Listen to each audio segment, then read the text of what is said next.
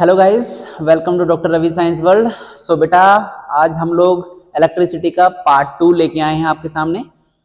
जब हम इलेक्ट्रिसिटी के पार्ट 2 की बात करते हैं तो पार्ट 1 में मैंने रजिस्टर्स तक का सारा कंसेप्ट डिस्कस कर लिया था। इलेक्ट्रिक करंट क्या है, पोटेंशियल डिफरेंस क्या है, वोल्टेज क्या है, रेजिस्टेंस क्या है और रजिस्टिविटी क्या है। ये सारे टॉपिक हम लोग इलेक्ट्रिसिटी के पार्ट 1 में डिस्कस कर चुके हैं। अगर आपने पार्ट 1 नहीं देखा है, प्लीज आप पार्ट 1 को देखिए ताकि आपके वो कंसेप्ट भी क्लियर हो जाएं। लिंक मैंने डिस्क्रिप्शन बॉक्स में शेयर किया हुआ है। ओके, इस पार्ट के अंदर हम बात करेंगे रजिस्टर्स अगर अलग अलग तरीके से कनेक्ट होते हैं तो कौन कौन से दो तरीके हैं जिससे कनेक्ट होते हैं और उनका क्या ओवरऑल इंपैक्ट होता है ओवरऑल वोल्टेज और इलेक्ट्रिक करंट के ऊपर। हम बात करते हैं कॉम्बिनेशंस की। कॉम्बिनेशंस, अब बेटा कॉम्बिनेशन का मतलब क्या होता है। अब देखो, जितने भी हमारे घरों में सर्किट्स होते हैं, अब उनके अंदर हर इक्विपमेंट के अंदर अपना एक अलग रेजिस्टेंस होता है। ठीक है, तो हो सकता है कि सारे के सारे बल्ब या सारे के सारे पंखे या सारे के सारे अप्लायंसेस मेरे सीरीज में लगे हों या मेरे पैरेलल में लगे हों। तो मेरे पास दो कॉम्बिनेशंस आ जाते हैं, एक को कहते हैं सीरीज और एक को कहते हैं पैरेलल। सीरीज के अंदर क्या होता है बेटा, मेरा रेजिस्टेंस एक दूसरे के साथ सीरीज में सीक्वेंस में लगे हुए होंगे। और पैरेलल के अंदर क्या होगा बेटा,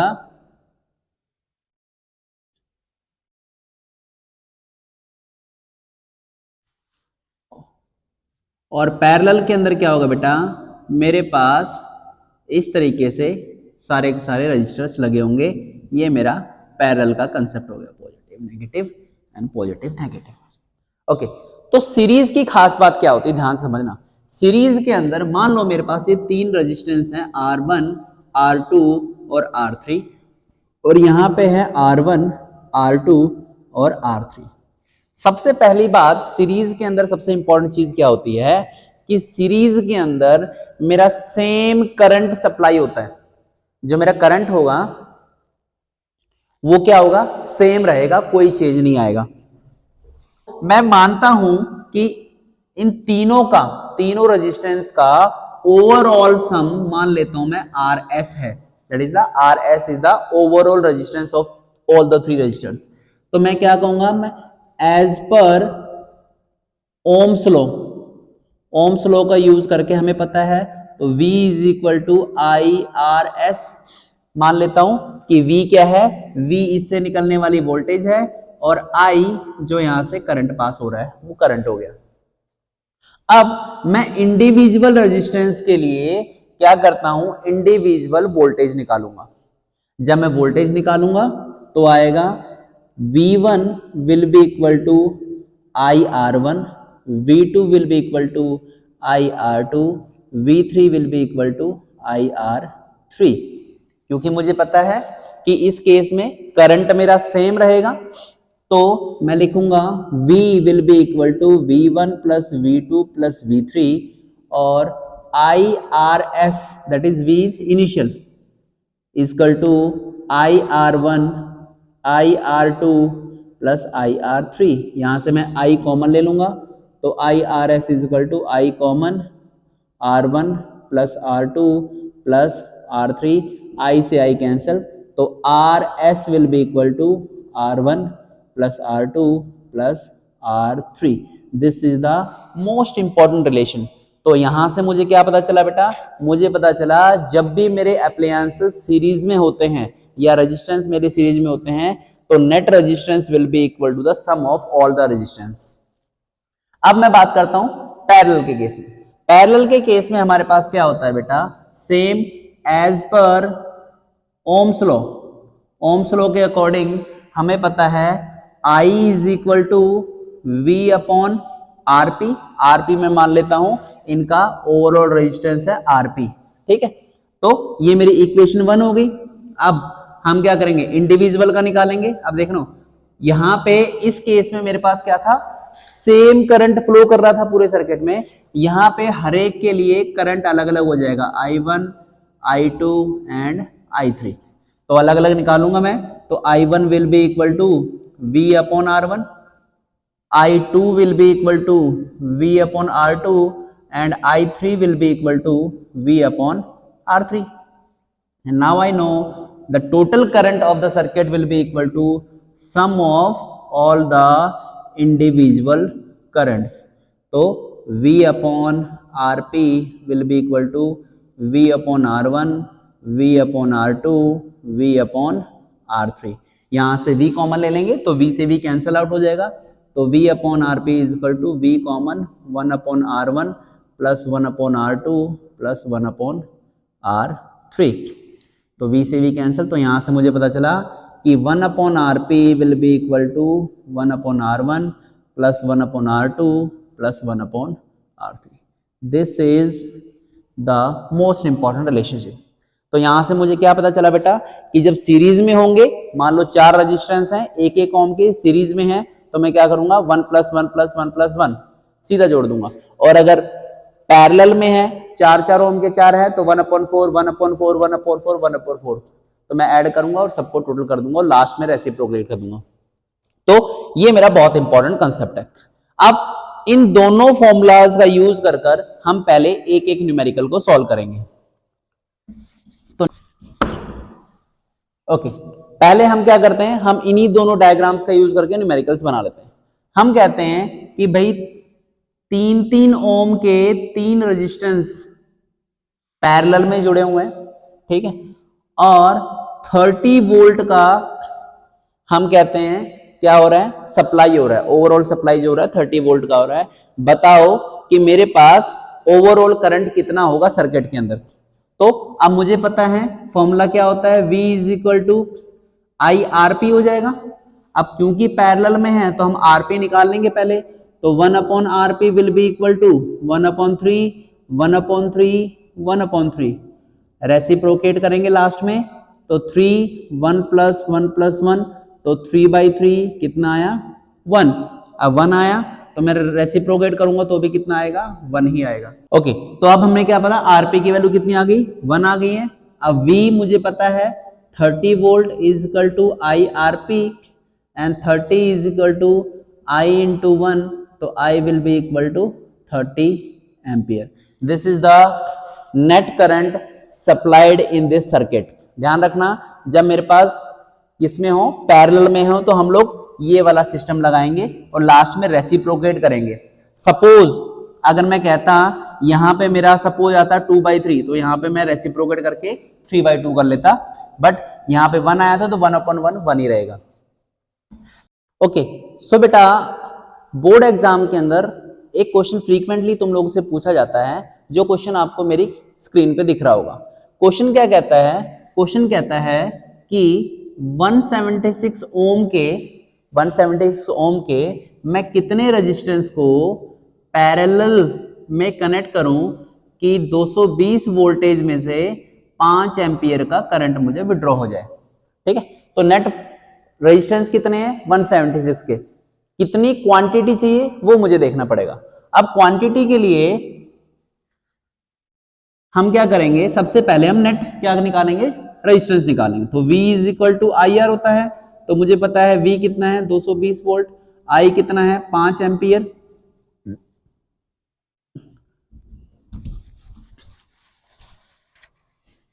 सो V कितना है 220 वोल्ट, I 5 एम्पियर, रेजिस्टेंस निकालना है, तो R will be equal to 220/5. ये तुम्हारा कितना आ गया बेटा 44 ओम. अब ओवरऑल जो रेजिस्टेंस है ना वो 44 ओम है, तो 176 के मतलब कि 44 ओम बनाने के लिए 176 के कितने रेजिस्टेंस को मैं पैरेलली कनेक्ट करूंगा. ध्यान रखना, मैंने 1 अपॉन में क्यों लिखा है, क्योंकि ये पैरेलल में है, तो पैरेलल में कितने कनेक्ट करूंगा ताकि ये बन जाए. तो n की वैल्यू आ जाएगी 176/44, जो कि हो जाएगी मेरी 4. तो मैं 4 रेजिस्टेंस 176 ओम के पैरेलली कनेक्ट करूंगा तो मुझे 5 एम्पीयर का करंट 220 वोल्टेज से मिलेगा. ठीक है, this is how we have to solve this question. Okay, अब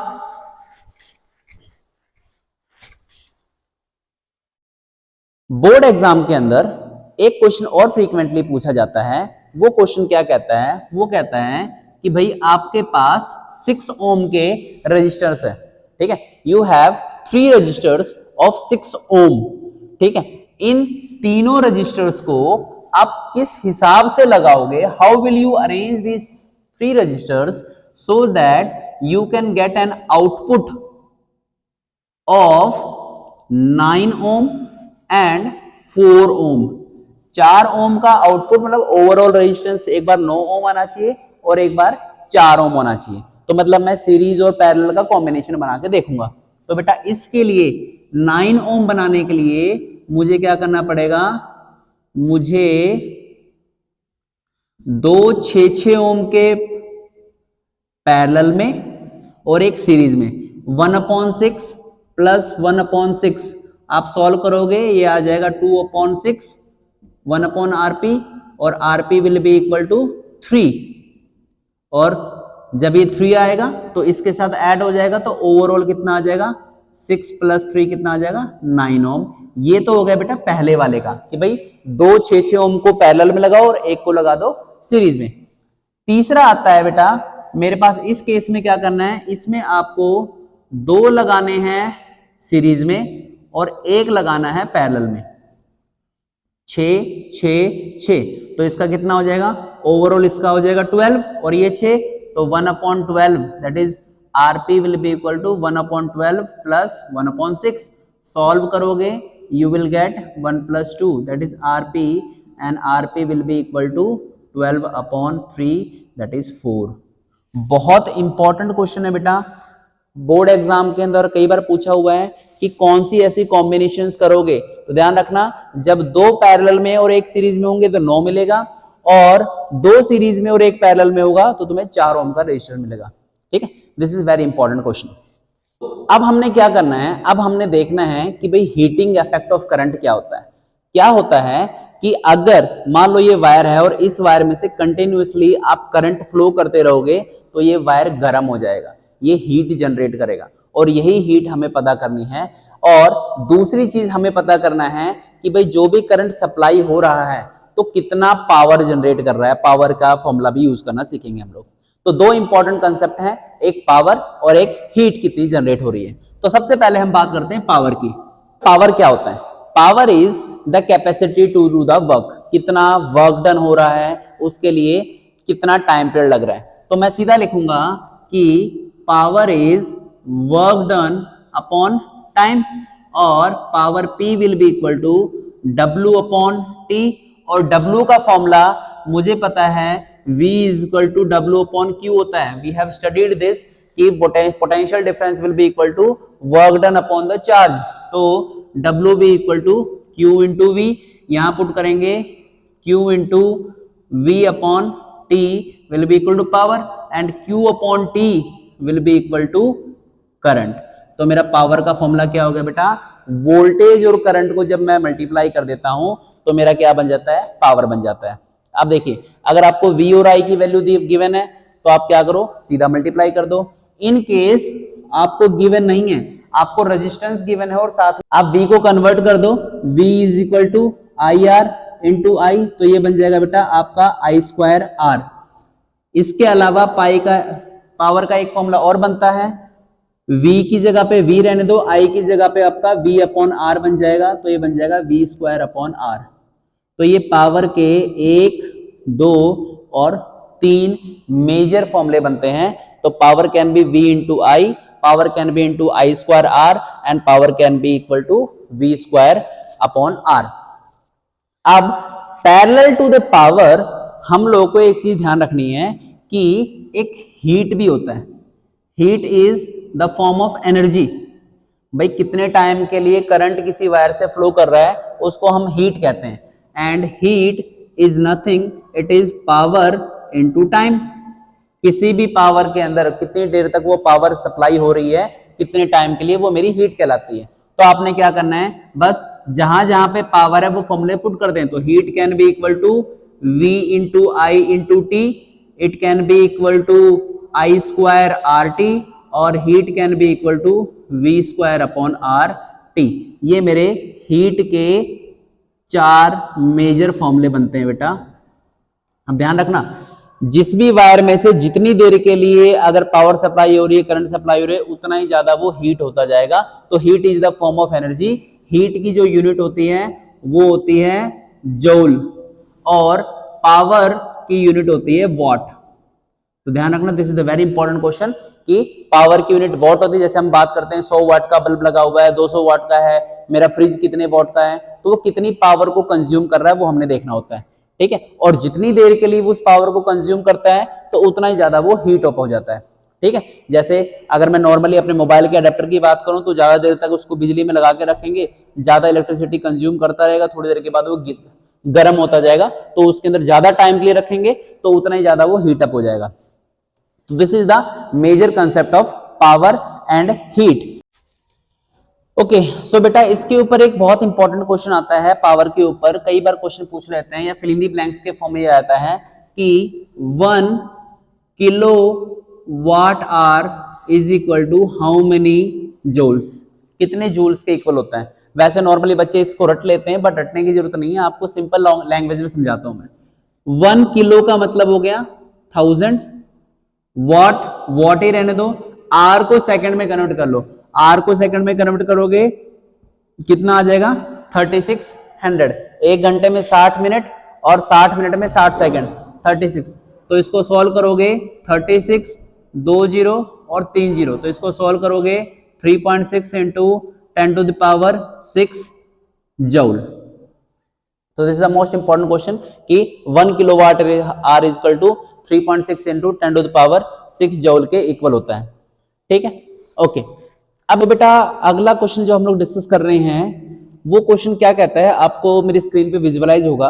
क्वेश्चन क्या कह रहा है कि एक इलेक्ट्रिक हीटर है जो कि 220 वोल्ट पे चल रहा है, और जब उसकी मिनिमम हीटिंग होती है तो इतने वोल्ट का होता है, और जब मैक्सिमम हीटिंग होती है तो इतने वोल्ट का होता है। तो पूछ रहा है कि दोनों ही केसेस में जब मैक्सिमम हीटिंग और मिनिमम हीटिंग हो रही है तो बताओ दोनों केसेस में मेरे पास करंट कितना सप्लाई होगा। तो बहुत ही सिंपल क्वेश्चन है बेटा। क्या है, आपको दो केस गिवन है, पहला केस 1 और एक है केस 2। केस 1 के केस में आप क्या करेंगे, केस 1 में आपको करंट निकालना है, फॉर्मूला लगेगा P is equal to VI। तो पहले केस में आपको करंट निकालना है, पावर आपको गिवन है, अपॉन आप वोल्टेज कर दो। दूसरे केस में भी आपको पावर गिवन है, आप वोल्टेज पुट अप कर दो 3.82 एम्पियर। जब मुझे करंट मिल गया तो मुझे पता है V is equal to IR होता है, तो R will be equal to V upon I। V कितना था 220 वोल्ट, I तुम्हें निकालना है 3.82 से डिवाइड कर दोगे, get 57.60 ohm. Similar to this आपने क्या करना बेटा, ये वाला पार्ट भी सॉल्व करना है जिसके अंदर आपको पावर मेंशन है, वोल्टेज सेम मेथड से आपने क्या करना है, करंट निकालना है और रजिस्टर निकालना है। इसका आंसर निकाल के आप मुझे कमेंट बॉक्स में जरूर शेयर करना, देखते हैं कि आप सही कर पाते हैं कि नहीं कर पाते हैं। ओके, अब हम डिस्कस करते हैं अगला क्वेश्चन। ओके, अगला क्वेश्चन जैसे कि आपको दिख रहा है, क्या कह रहा है, ये कह रहा है कि भैया 100 जूल हीट प्रोड्यूस हो रही है every second from 4 ohm resistor. तो हीट प्रोड्यूस हो रही है कितनी, 100 जूल की, टाइम कितना है 1 सेकेंड, और रेजिस्टेंस कितना है 4 ओम। तो तुमसे दो चीज पूछी है, एक पूछा है बताओ करंट कितना होगा, दूसरा पूछा है पोटेंशियल डिफरेंस कितना होगा। तो हमें पता है H is equal to I square R T, ये हम फॉर्मूला हम लोग पहले पढ़ चुके हैं। तो I will be equal to under root H upon R T. H की वैल्यू हमें पता है कितना है 100, R की वैल्यू मुझे पता है 4, और टाइम कितना है 1। सॉल्व करोगे ये आएगा 25, कितना आ गया 5 एम्पियर। अब हमने क्या करना है, वोल्टेज निकालनी है। V इज इक्वल टू क्या होता है IR, I कितना है 5, R कितना है 4, तो कितना आ गया 20 वोल्ट। बहुत सिंपल क्वेश्चन है बेटा, आपने पावर और हीट का फॉर्मूला जनरलाइज यूज करना है। तो क्वेश्चन बहुत सिंपल क्वेश्चन है, बस क्वेश्चन को समझ के आपको ये फाइंड आउट करना है कि क्या गिवन है और क्या निकालना है। बस दो ही फॉर्मूले हैं, ज्यादा फॉर्मूले नहीं है, power is equal to VI और H is equal to VIT। अलावा क्वेश्चन पूछते हैं कि भाई कॉपर और एल्यूमिनियम को हम लोग ज्यादा क्यों प्रेफर करते हैं, ट्रांसमिशन केबल्स के लिए, क्योंकि कॉपर और वायर इसकी एल्यूमिनियम की जो रेजिस्टिविटी होती है वो कम होती है, दैट मींस अच्छे कंडक्टर होते हैं, good conductor of heat and electricity. So beta, these are the frequent questions that can be asked in board exam. This is all about this chapter. इस चैप्टर में इसके अलावा मुझे नहीं लगता कोई और क्वेश्चन पूछा जाएगा बेटा. बस मेन है इस चैप्टर में आपने क्या करना है बेटा, अपनी एनसीईआरटी का हर एक एग्जाम्पल और हर एक एक्सरसाइज का क्वेश्चन सॉल्व करके चले जाओ. इसके बाहर से बोर्ड एग्जाम में कोई क्वेश्चन नहीं पूछा जाता है. This is more than enough to score more than 90 in your board exam. So that's it from my side. Thank you so much for watching Dr. Ravi Science World. Have a nice day.